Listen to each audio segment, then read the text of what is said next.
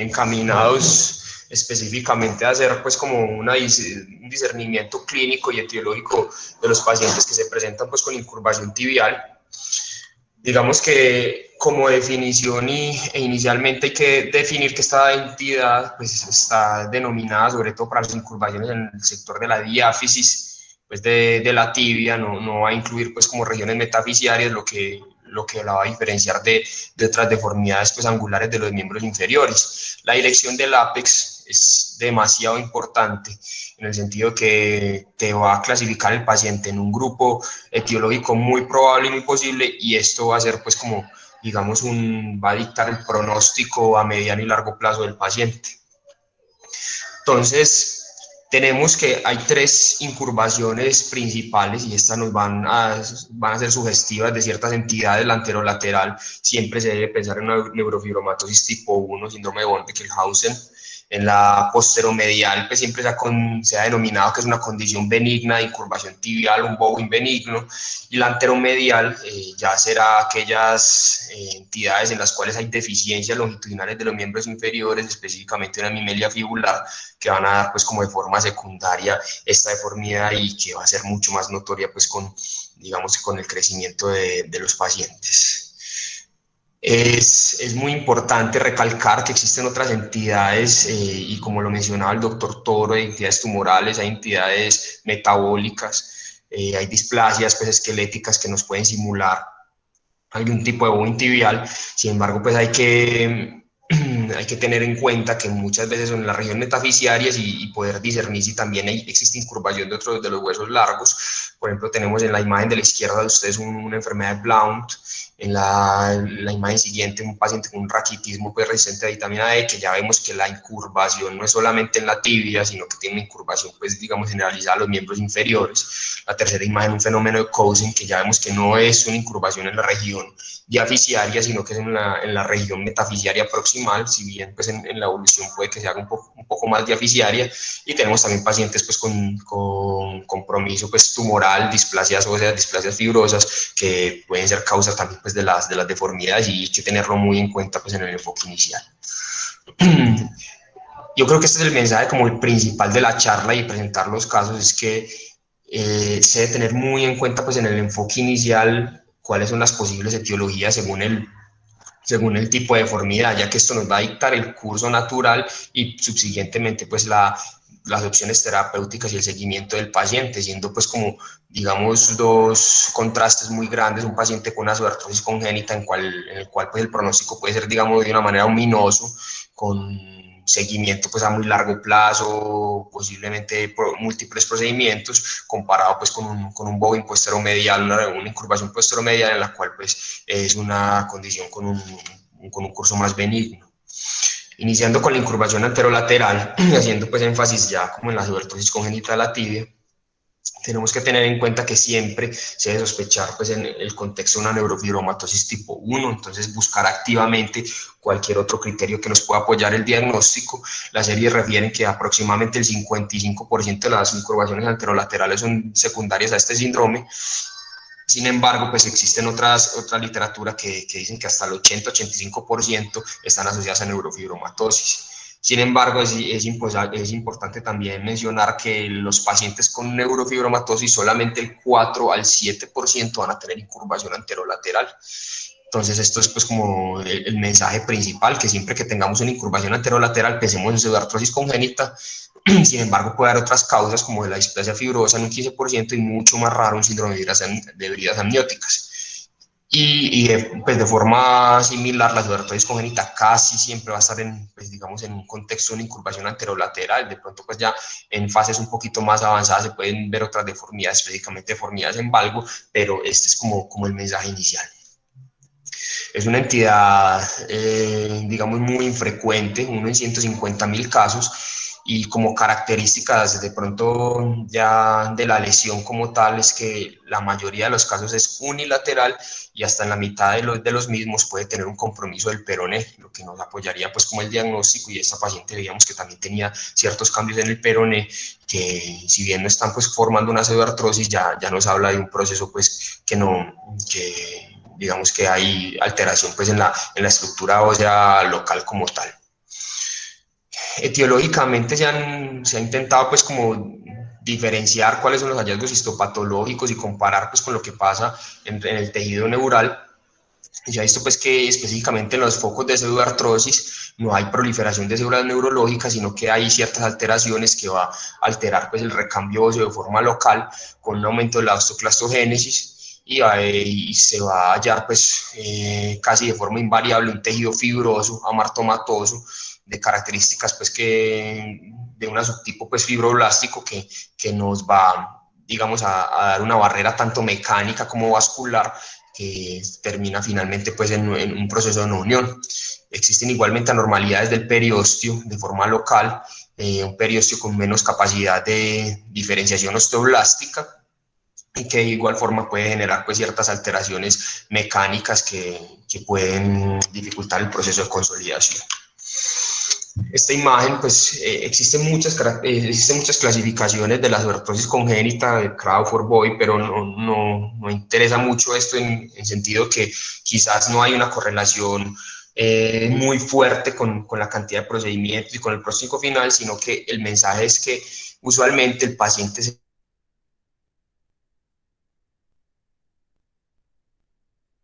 ¿Qué pasa, Sergio Andrés? Que se fue la voz. Sergio, se fue el sonido.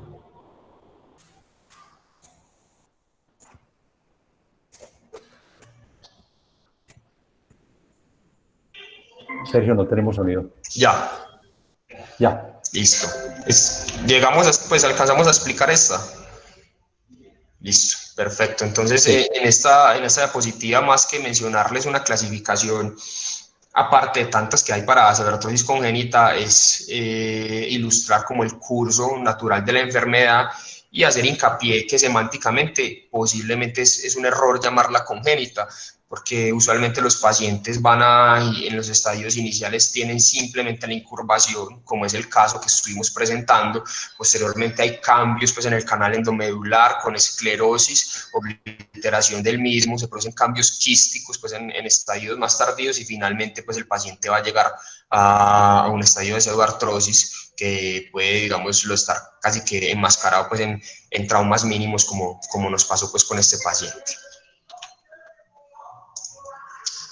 Acá les mencionaba que es importante pues en el enfoque inicial que los pacientes se les busque activamente pues como otras características que nos vayan a apoyar el diagnóstico. Específicamente en esta paciente las manchas café con leche eran muy disidentes, tenía digamos más de 6 manchas con más de 5 milímetros como se denomina pues como los criterios diagnósticos, los neurofibromas que si son arboriformes, pues sí son mucho más discientes pues, también de la patología, los cambios axilares, gliomas del óptico, los amartomas del iris ojos, que son también denominados los nódulos de Lisch, y no olvidar en estos pacientes que es una condición autosómica dominante. Entonces siempre preguntar pues como por algún compromiso en primer grado con sanguinidad que nos va a orientar pues y casi que a confirmar el diagnóstico.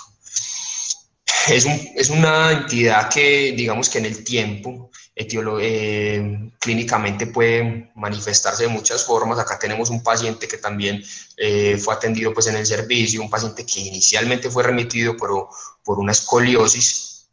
Sin embargo, cuando pues, alcanzamos pues, como a investigar las otras imágenes clínicas, vemos que el paciente tenía una pseudoartrosis del peroné, con cambios también pues, en la tibia, con incurvación anterolateral. Vemos que ya es un tobillo con una tendencia al valgo que se ve ya en etapas mucho más tardías y sobre todo cuando tienen compromiso pues, de la fíbula. Y clínicamente, pues, a pesar de ser muy llamativo, el paciente fue remitido pues, como por las deformidades en la columna vertebral. Entonces es otra de las manifestaciones que tenemos que tener en cuenta. También la pseudoartrosis de huesos del antebrazo es otra pues, como de las manifestaciones que no debemos olvidar. En cuanto a la clave del diagnóstico, es que nos va a establecer pronóstico y que muchas veces los cambios óseos son lo más llamativo de nuestros pacientes y nos van a establecer, pues, y nos van a guiar el diagnóstico cuando, digamos, los cambios cutáneos o extraóseos son pasados como, digamos, desapercibidos. En cuanto a las pautas de tratamiento, entonces, esta es como la primera pregunta que nos debemos plantear con un paciente con incurvación anterolateral y es si realmente ya está en un estadio de pseudoartrosis. Si no lo está, todos los esfuerzos van a estar encaminados a la prevención de fracturas. Y en este sentido, pues los pacientes se recomienda que incluso antes pues, de iniciar la marcha se haga una protección con ortesis, esto con el fin pues de, digamos, como de dilatar un poco más como el proceso. Algunos hablan cierto proceso de remodelación y de protección del hueso pues con el uso de las ortesis, pero el objetivo final va a ser ese, que no llegue a la pseudoartrosis. Ya cuando el paciente se presenta a una pseudoartrosis, como es el caso en cuestión, los objetivos del manejo ya los mencionó muy bien el doctor Uribe, y son la consolidación, lograr una adecuada pues, alineación de la extremidad y que pueda tener pues, una función lo más cercano pues, como un estado premórbido. Las opciones terapéuticas, estas son las tres opciones que se mencionan pues, en casi toda la literatura, y son las que están encaminadas pues, el manejo de estos pacientes. Es una fijación endomedular, siempre haciendo una resección del tejido amartomatoso con injerto local.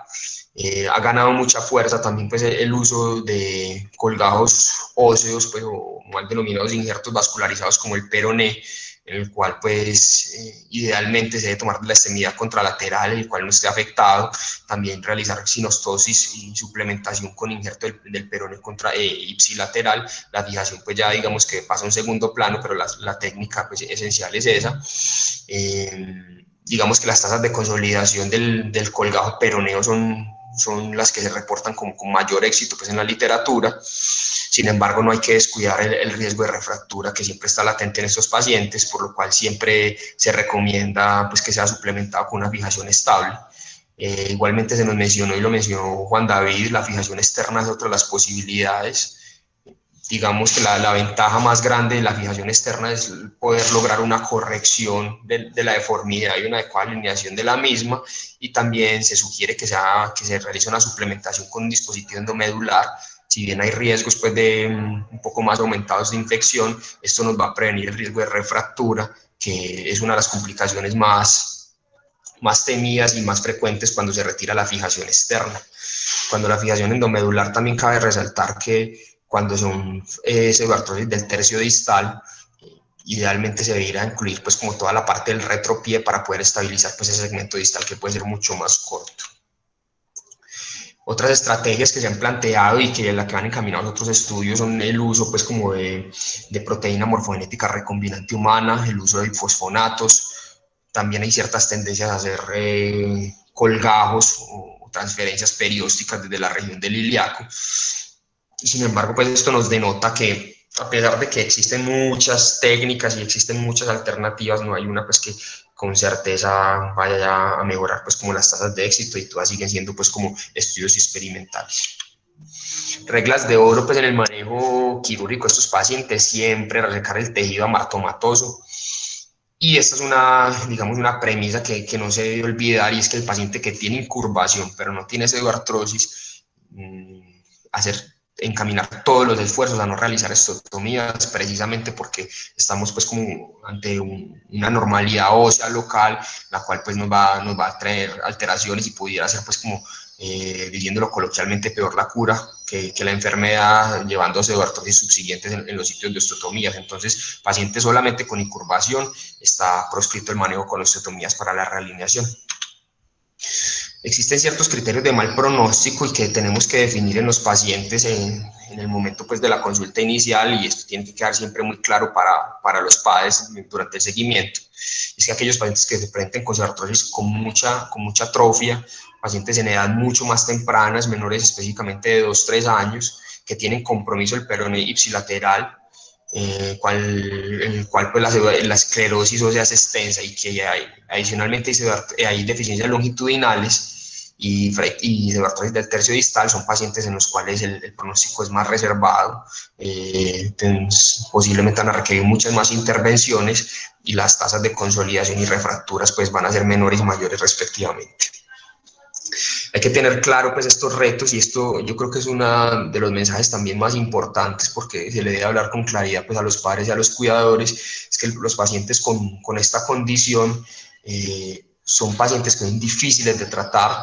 La consolidación es inicialmente difícil y aunque se logre, los índices de refractura son muy elevados, algunos mencionan desde el 25 hasta el 57%. La deformidad usualmente es persistente y puede progresar, y también debe quedar muy claro que los pacientes posiblemente van a requerir múltiples procedimientos para, digamos, lograr preservar la extremidad y cumpliendo pues como con los objetivos que se mencionó previamente. Digamos que ya en estadios tardíos, en condiciones muy avanzadas, quizás se pudiera tocar con los padres que existe un riesgo de amputación también bastante importante. Entonces, estos son pues como mensajes claros que también hay que dar. En cuanto a la incurvación posteromedial, ya tratamos de una condición pues con un curso completamente diferente, afecta a ambos sexos por igual proporción, y usualmente no es muy clara la asociación, pero afecta más la extremidad inferior izquierda. Algunos lo asocian más pues como con la posición intrauterina usual pues de los niños y la posición en el canal del parto. Igual esta es una de las, digamos, una de las etiologías que se ha mencionado, pues que las malposiciones uterinas pues van a estar asociadas a la incurvación posteromedial. Sin embargo, pues existen estudios que demuestran que existen anormalidades también en la placa fisciaria de la tibia distal, en la cual pues la tasa de crecimiento y diferenciación es mucho menor comparada pues con la extremidad contralateral, lo que hace pensar que más que una alteración posicional, algunos también mencionan fracturas intrauterinas, sea una alteración fisiológica y congénita de la placa fisciaria. Esta es pues como una de las imágenes clínicas que es más viciente. Creo que con esto casi que se establece el diagnóstico de estos pacientes. Por eso siempre es importante preguntar pues como los antecedentes perinatales de forma muy clara, y si los pacientes y si los padres tienen claro pues como la posición del pie al momento del nacimiento. ¿Cuándo realizar imágenes en estos pacientes? Entonces, aquel paciente en el cual usted, a pesar del seguimiento, después de 4 a 6 semanas, usted no ve ninguna mejoría en la deformidad con medidas generales, con masaje, ese paciente pues está indicado a realizar imagen, y sobre todo es para realizar diagnósticos diferenciales más que cualquier otro factor predictor. El principal diagnóstico diferencial va a ser el talo vertical. Esto pues clínicamente debe quedar claro si la deformidad y el ápex de la deformidad es en tibia distal o si en realidad es en el tobillo. Estos pacientes con talo vertical, pues digamos que el curso, el pronóstico y las asociaciones son completamente contrarias a un bobo posteromedial benigno, por lo cual pues ese es el principal diagnóstico diferencial siempre a realizar. Y esta es pues como una de las ayudas diagnósticas que nos pudiera ayudar si la clínica no es muy diciente. En cuanto al curso, son pacientes que en el primer año y hasta los 2 años tienen un gran potencial de remodelación, pero hay ciertas características en la deformidad, tanto en el plano coronal como en el sagital, que va a hacer que aquellos pacientes en los cuales de entrada tienen gran angulación, sobre todo en el plano medial, son los que, digamos que la predicción de deformidad final va a ser un poquito más sombría. Entonces, eso es importante tenerlo en cuenta, y que en realidad la remodelación después de los 4 años es lo que han demostrado pues como los estudios observacionales de seguimiento de estos pacientes, es mucho menor. Entonces, quizás después de esta 4 o 5 años se pueden empezar a tomar ciertas medidas terapéuticas de acuerdo pues como a la deformidad casi que residual. Este es otro paciente que traje para esquematizar, también atendido en el servicio, un paciente que nació con un bobo posteromedial. Vemos como progresivamente va realizando pues una corrección de la deformidad. Sin embargo, en la imagen final de la derecha vemos que hay una discrepancia de longitud longitudinal de la extremidad. Este paciente finalmente terminó en una epifisiodisis contralateral. Es el mismo paciente, vemos que las imágenes son muy similares. Un paciente que ya finalmente terminó igual, con discrepancia incluso en el tamaño del pie, consultó ya a los 13 años, incluso pues como por una marcha por equinismo compensatorio. Entonces, vemos que incluso los pacientes pueden consultar de forma tardía y se tiene que tener muy en cuenta pues el diagnóstico. Cuanto al curso, como les mencionaba, las deformidades en el plano coronal van a remodelar mucho menos.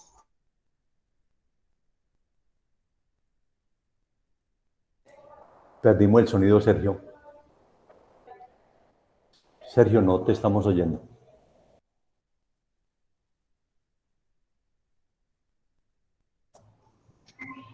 Ya, es que se está Sí, cayendo el internet, profe, qué pena.